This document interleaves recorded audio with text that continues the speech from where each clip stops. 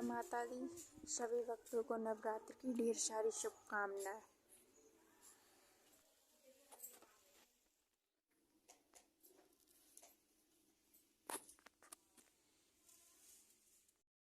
श्री दुर्गा सप्तशती चतुर्थ अध्याय।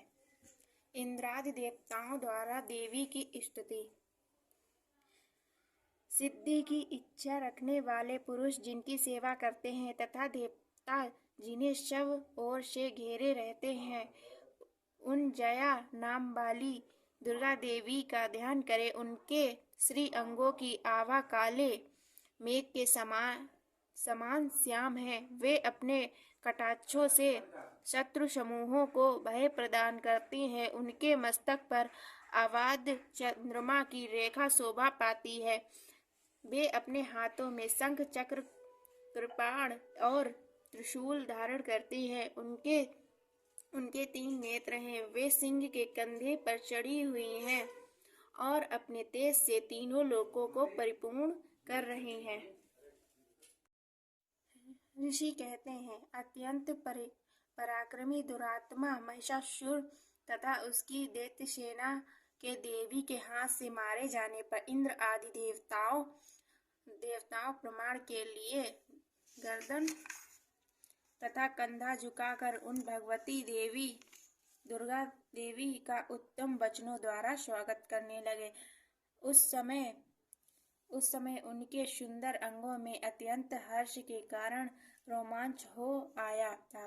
देवता बोले, संपूर्ण देवताओं की शक्ति का समुदाय ही जिनका स्वरूप है तथा जिन देवी ने अपनी शक्ति से संपूर्ण जगत को व्याप्त कर रखा है, समस्त देवताओं और महर्षियों की पूजनीय उन जगदम्बा को हम भक्ति पूर्वक नमस्कार करते हैं। वे हम लोगों का कल्याण करें। जिनके अनुपम प्रभाव और बल का वर्णन करने में भगवान शेषनाग ब्रह्मा जी तथा महादेव जी भी समर्थ नहीं है, वे भगवती चंडिका संपूर्ण जगत का पालन एवं अशुभ भय का नाश करने का विचार करें। जो पुण्यात्माओं के घरों में स्वयं ही लक्ष्मी रूप से, पापियों के यहाँ दरिद्रता के रूप से, शुद्ध अंतःकरण वाले पुरुषों के हृदय में बुद्धि रूप से, सत्पुरुषों में श्रद्धा रूप से तथा कुलीन मनुष्यों में लज्जा रूप से निवास करती हैं, उन दुर्गा भगवती को हम सब नमस्कार करते हैं। तथा देवी, आप सब पूर्ण विश्व का पालन कीजिए। देवी, आपके इन अत्यंत चित्त रूप का, असुरों का नाश करने वाले भारी पराक्रम का तथा समस्त देवताओं और दैत्यों के समक्ष युद्ध में प्रकट किए हुए आपके उद्धत चरित्र का हम किस प्रकार वर्णन करें। आप संपूर्ण जगत की उत्पत्ति के कारण हैं। आप में सत्व गुण, रजोगुण और तमोगुण ये तीनों गुण मौजूद हैं तथा ये तीनों गुण मौजूद है तो भी दोषों के साथ आपका संसर्ग नहीं जान पड़ता। भगवान विष्णु और महादेव आदि देवता भी आपका पार नहीं पाते। आप ही सबका आश्रय है। यह समस्त जगत आपका अंशभूत है, क्योंकि आप सबकी आदिभूत अव्याकृत परा प्रकृति हैं। देवी, संपूर्ण यज्ञों में जिनके उच्चारण से सब देवता तृप्ति लाभ करते हैं, वह स्वाहा आप ही हैं। इसके अतिरिक्त आप पितरों की भी तृप्ति का कारण हैं। अतएव सब लोग आपको स्वधा भी कहते हैं। देवी, जो मोक्ष की प्राप्ति का साधन है, अत्यंत महाव्रत स्वरूपा है, समस्त दोषों से रहित, जितेंद्रिय, तत्वों ही सार वस्तु मानने वाले तथा मोक्ष की अभिलाषा रखने वाले मुनिजन जिनका अभ्यास करते हैं, वह भगवती परा विद्या आप ही हैं। आप शब्द स्वरूपा है। अत्यंत निर्मल ऋग्वेद, यजुर्वेद तथा उद्गीत के मनोहर पदों के पाठ से युक्त सामवेद का भी आधार आप ही हैं। आप देवी त्रयी और भगवती इस विश्व की उत्पत्ति एवं पालन के लिए आप ही वर्ता के रूप में प्रकट हुई हैं।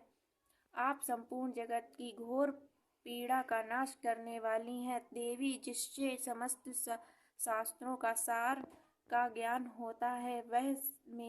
वह मेधा शक्ति आप ही हैं। दुर्गम भव सागर से पार उतारने वाली नौका रूप दुर्गा देवी आप ही हैं। आपकी कहीं भी आसक्ति नहीं है। काटवट के शत्रु भगवान विष्णु के वक्ष स्थल में एकमात्र निवास करने वाली भगवती लक्ष्मी तथा भगवान चंद्रशेखर द्वारा सम्मानित गौरी देवी भी आप ही हैं। आपका मुख मंद मुस्कान से सुशोभित, निर्मल, पूर्ण चंद्रमा के बिंब का अनुकरण करने वाला और उत्तम स्वर्ण की मनोहर कांति से कमनीय है। तो भी उसे देखकर महिषासुर को क्रोध हुआ और सहसा उसने उस पर प्रहार कर दिया। ये बड़े आश्चर्य की बात है देवी। वही मुख जब क्रोध से युक्त होने पर उदय काल के चंद्रमा की भांति लाल और तनी हुई भौहें किरण के विकराल हो उठा था, तब उसे देखकर जो महिषासुर के प्राण तुरंत ही निकल गए। यह उससे भी बढ़कर आश्चर्य की बात है, क्योंकि क्रोध में भरे हुए यमराज को देखकर भला कौन जीवित रह सकता है। देवी, आप प्रसन्न हो। परमात्मा स्वरूपा आपके प्रसन्न होने पर जगत का अभ्युदय होता है और क्रोध में भर जाने पर आप तत्काल ही कितने कुलों का सर्वनाश कर डालती हैं। यह बात अभी अनुभव में आई है, क्योंकि महिषासुर की यह विशाल सेना क्षण भर में आपके कोप से नष्ट हो गई है। सदा अभ्युदय प्रदान करने वाली आप जिन पर प्रसन्न रहती हैं वे ही देश में सम्मानित है। उन्हीं को धन और यश की प्राप्ति होती है। उन्हीं का धर्म कभी शिथिल नहीं होता तथा वे ही अपने हष्ट पुष्ट स्त्री पुत्र और भ्रातृओं के साथ धन्य माने जाते हैं। देवी, आपकी ही कृपा से पुण्यात्मा पुरुष प्रतिदिन अत्यंत श्रद्धापूर्वक सदा सब प्रकार के धर्मानुकूल कर्म करता है और आपके प्रभाव से स्वर्ग लोक में जाता है। इसलिए आप तीनों लोकों में निश्चय ही मनोवांछित फल देने वाली हैं। माँ दुर्गे, आप स्मरण करने पर सब प्राणियों का भय हर लेती हैं। आप स्वस्थ पुरुषों द्वारा चिंतन करने पर उन्हें परम कल्याणमयी बुद्धि प्रदान करती हैं। दुख, दरिद्र और भय हरने वाली देवी, आपके सिवा दूसरी कोई नहीं है। जिनकी चिंता सबका उपकार करने के लिए सदा ही दयाद्र रहता है। देवी, इन राक्षसों के मरने से संसार को सुख मिले तथा ये राक्षस चिरकाल तक नरक में रहने के लिए भले ही पाप करते रहे हों, इस समय संग्राम में मृत्यु को प्राप्त होकर स्वर्ग लोक में जाएं। निश्चय ही यही सोचकर आप शत्रुओं का वध करती हैं। आप शत्रुओं पर शास्त्रों का प्रहार क्यों करती हैं? समस्त असुरों को दृष्टिपात मात्र से ही भस्म क्यों नहीं कर देती? इसमें एक रहस्य है। ये शत्रु भी हमारे शास्त्रों से पवित्र होकर उत्तम लोकों में जाएं। इस प्रकार उनके प्रति भी आपका विचार अत्यंत उत्तम रहता है। खड्ग के तेज पुंज की भयंकर दीप्ति से तथा आपके त्रिशूल के अग्रभाग की घनीभूत प्रभाव से चौधियाकर जो असुर की आंखें फूट नहीं गईं, उसमें कारण यही था कि वे मनोहर रश्मियों से युक्त चंद्रमा के समान आनंद प्रदान करने वाले आपके इस सुंदर मुख का दर्शन करते थे।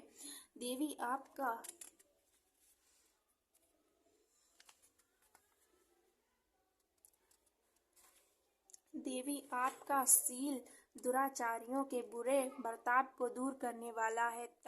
साथ ही यह रूप ऐसा है जो कि चिंतन में भी नहीं आ सकता है और जिनकी कभी दूसरों से तुलना भी नहीं हो सकती है, तथा आपका बल और पराक्रम तो उन दैत्यों का भी नाश करने वाला है जो कभी देवताओं के पराक्रम को भी नष्ट कर चुके थे। इस प्रकार आपने शत्रुओं पर भी अपनी दया प्रकट की है।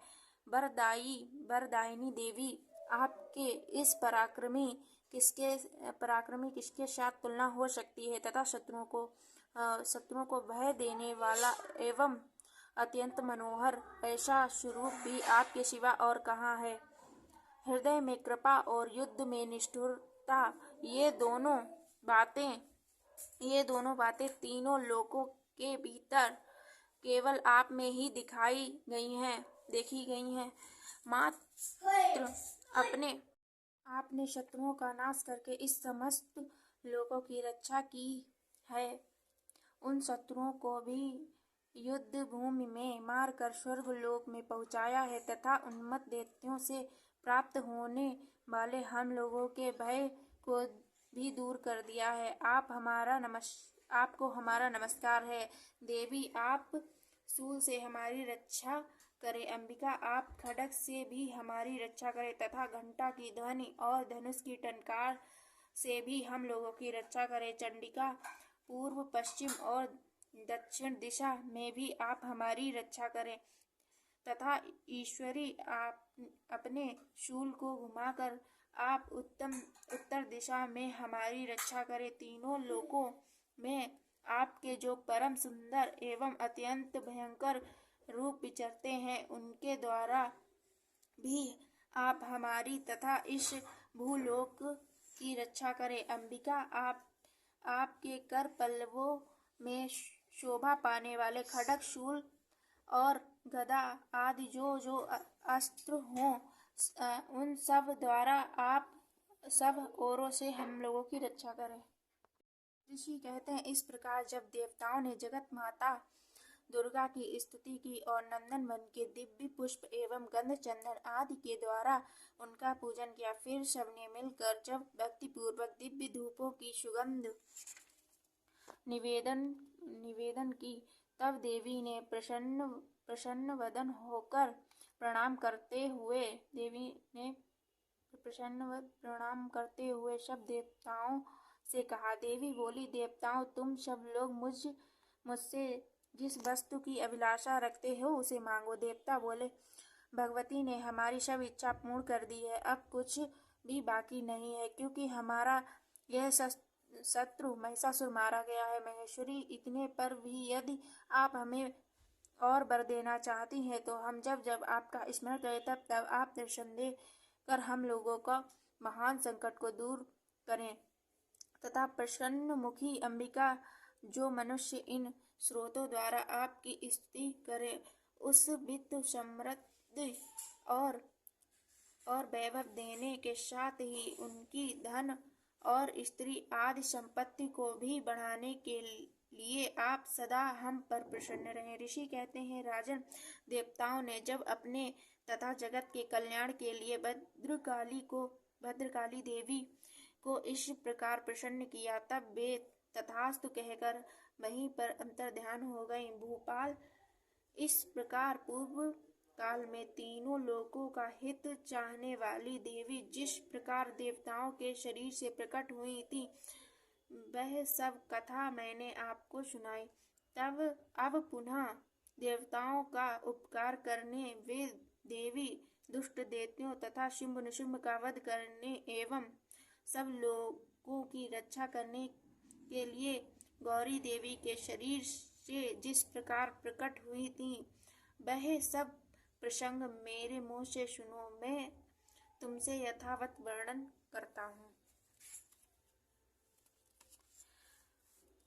इस प्रकार मार्कंडेय पुराण में सर्वाणिक मनवंतर की कथा के अंतर्गत देवी महात्म्य में शाक्र संक्रांति स्तुति नामक चौथा अध्याय पूर्ण हुआ। जय माता दी।